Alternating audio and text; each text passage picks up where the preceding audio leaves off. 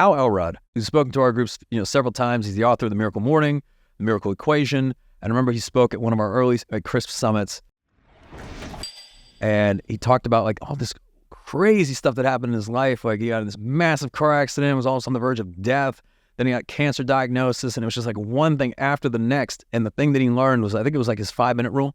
Essentially, the gist of this is that when you're faced with something that just could completely rattle you, can completely just alter the entire course of your life, you sit there with it, for 5 minutes.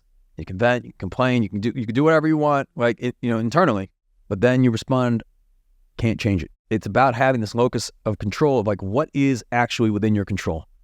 Right? So there's going to be things that happen in your life that you can't control. And this is the crazy thing. I know we've had like a number of like friends just over the last several months that have had like just crazy things happen in their lives, from, a really negative like health diagnosis to something happening like just in their home to something happening with their children, just things that just life is extremely unfortunate. It's extremely unlucky, whatever it is. And you look at these types of situations and you say, you can allow it to drive you mad and drive you crazy. And I think there's sometimes a response where you could be negatively affected by it for sure. But then you make progress by saying, well, what can I control?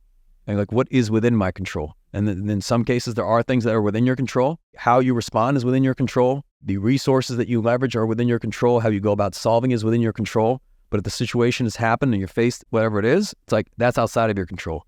I remember, something we all experienced, the pandemic in 2020, that was outside of our control. We couldn't control the impact that was making in our lives and in our businesses, but we could control our response. We could control how we led our teams, how we work with our clients, how we led ourselves. All of those things are within your control.